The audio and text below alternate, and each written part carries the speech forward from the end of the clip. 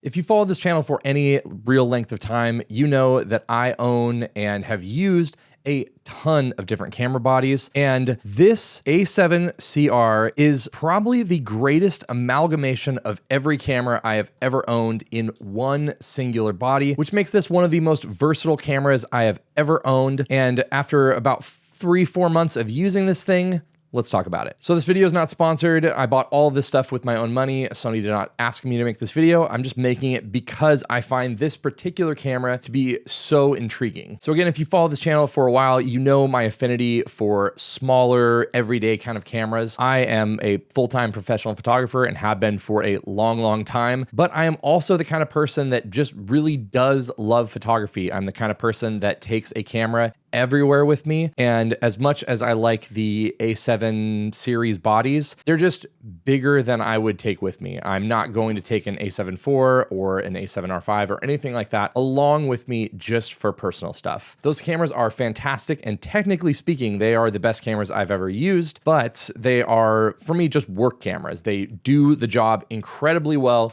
but I'm not gonna just bring them with me for fun. But the thing about this camera is the fact that it is a much smaller camera, a camera that I will bring along with me a lot and have brought with me a lot, but it carries all of those same incredible features from those higher end Sony cameras into a body that is smaller and makes it something that I am willing to actually take around with me. Now, as you can see, really small camera, and it especially does well with small lenses like the 24, the 40, and the 50 G series from Sony. This is the 24, which I've added this little Haug lens hood to it. Makes it look really, really good and kind of completes the look of this thing. You can take it off, but it just doesn't have that same feel. And obviously, I would love to have a Leica Q3, but I don't, and so this kind of gives me a similar look to that lens with having that kind of square lens hood on it as well. But I think the thing that makes this really, really interesting as well is I really also love an offset viewfinder, which this does have, so it has a more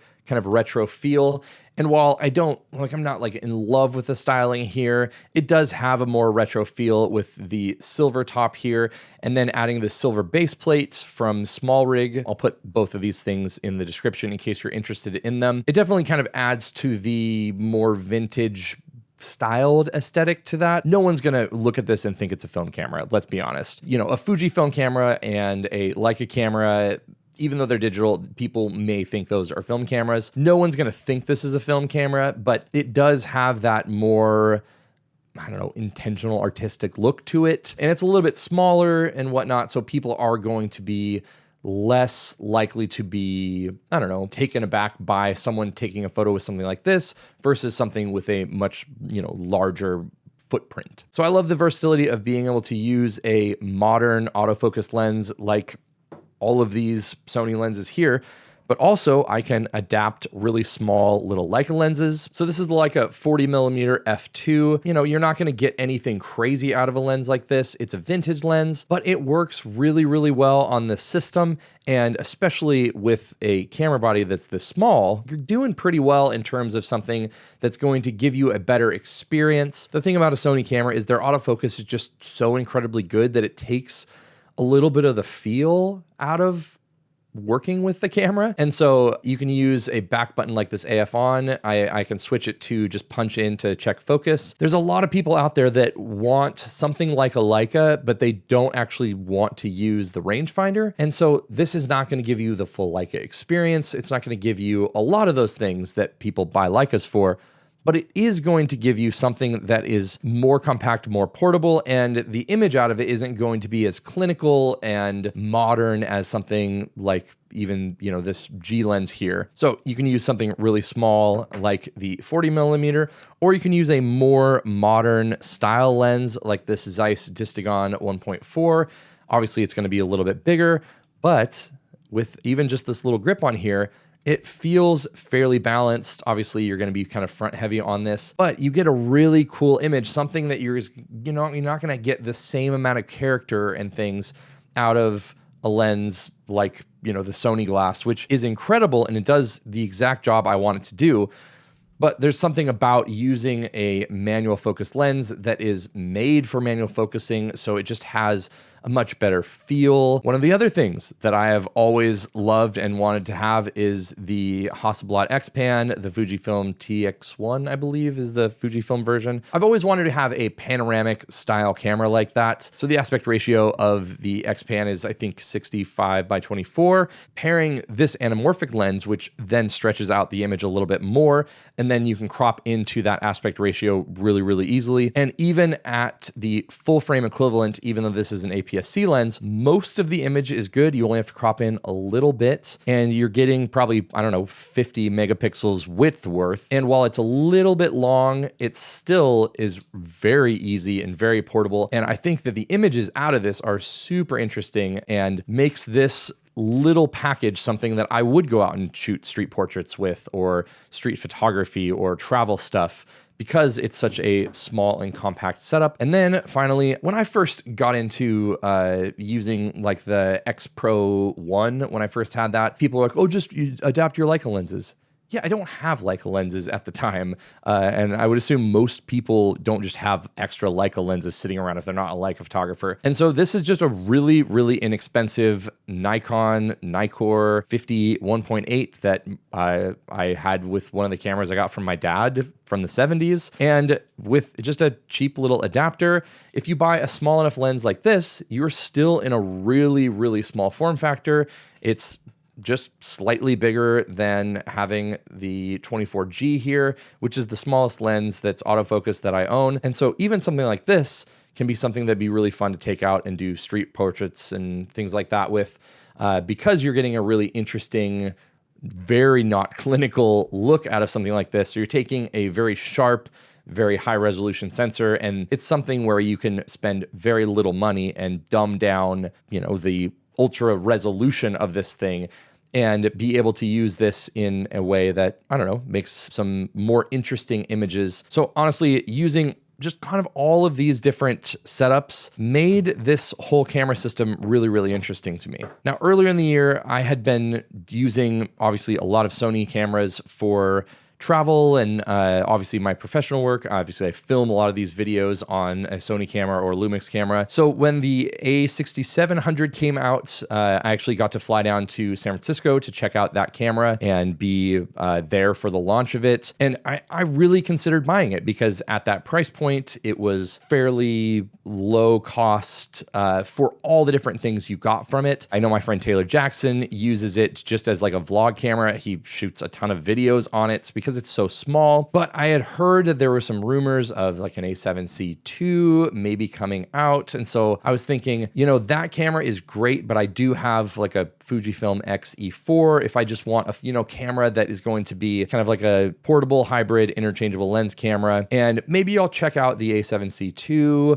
I never really liked the A7C, but we'll kind of see there. And luckily for me, a couple of weeks later, I got an email asking if, you know, I wanted to check out a new camera. Of course, I said yes. And then I didn't get briefed on it or anything. It just showed up at my door, the A7CR. I hadn't checked any rumors or anything like that. And as someone that owns the A7R5, I was like, okay, so I can get all of that same quality, that same sensor in a much smaller package that is really similar in size to the A6700. And then it has all of the AI functionality. It has the best autofocus I've ever used. But then having a camera like this that has such a high resolution sensor, I can use the APS-C crop mode and still get 26 megapixels out of it, which is what I'm used to getting out of all of my Fujifilm stuff. So I not only can have essentially the A7R5 in a small compact package that I can travel with when I'm out photographing weddings somewhere and I'm going to do some landscape stuff or scene setting things.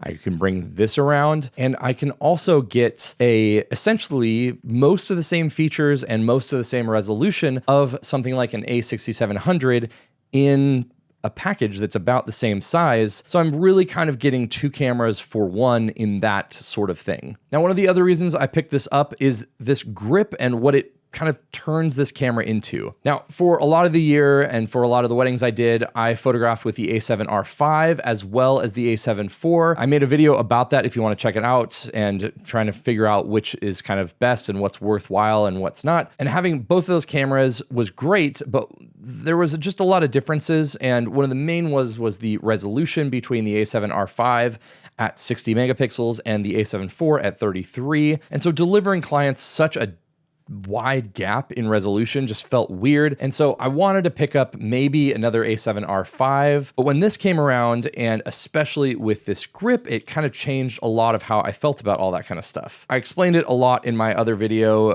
kind of just talking about my first impressions and whatnot of this. But the grip on this is so large that despite a large lens like this, it feels fantastic and actually gives me more of a grip than a regular A7 series body with an additional base plate that I usually put on it. So I use this with the Samyang 35 to 150. I have used it with the 135. I've used it with a 70 to 200, and it still feels really good.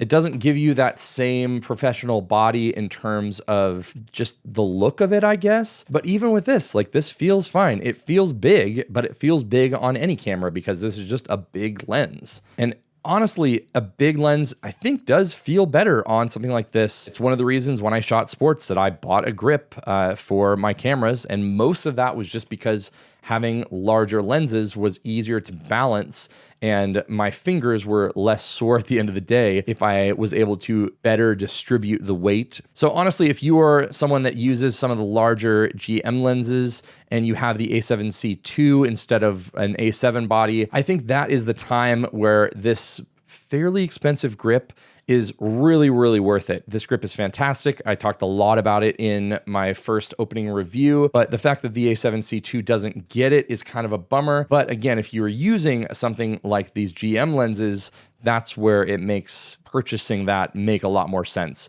If you're going to use it with something like these smaller lenses, it's fine, and it definitely helps, and it's more comfortable, all that kind of stuff, but it does add a little bit more bulk to the camera overall. So that's kind of my recommendation. If you are someone with the A7C II and want to pick up this grip, that's when I would think about purchasing it. But the funny thing is, most of the time I am just legitimately rocking this little SmallRig Baseplate. It adds the functionality of having a tripod plate here with the Arca Swiss rails. It gives me just a little bit more space, which allows my pinky to have somewhere to actually hold the camera with, albeit it's not nearly as comfortable as the included grip with the A7CR. But for what it is, it just kind of evens out the package a little bit if you're using smaller lenses like these things. And finally, one of the things I really wanted out of a small and compact camera like this is the ability to use it as a video camera, as a hybrid camera. I know it's not something that a lot of pure photographers want out of something like this, but if you watch my video where I took my X100V as well as my FX3 to Hawaii, this kind of is another thing that gives me that same thing because I get most of the stuff out of the X100V in terms of small and compact form factor. I get most of the stuff that comes out of the FX3 with having a really, really great S-Log3 image. It's full frame. I get a lot of that same functionality. It also has some of the kind of lazy AI features like reframing.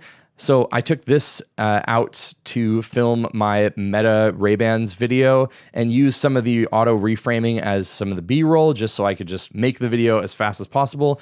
And obviously it's a little bit wonky, but it does a good job for what it is, for social media stuff and whatnot. It just has every feature that Sony has thrown into anything. Basically, most of the best things that I own. It's the best sensor I own. It's the best autofocus I own. It is one of the smallest cameras I own. I can use the best lenses that I own. It's just all around. That's why I bought this camera. Even at that $3,000 price point, if you break it down between the fact that it's cheaper than the A7R5, and if you don't need the viewfinder and the amazing tilt screen that I wish this had, and you don't need dual card slots, that's where something like this is going to be probably a better idea for most people. It also replaces my need for a small APS-C camera because it's basically the same size as something like the A6700. And if I wasn't already invested in the A7R5, yes, I would have bought the A7C II.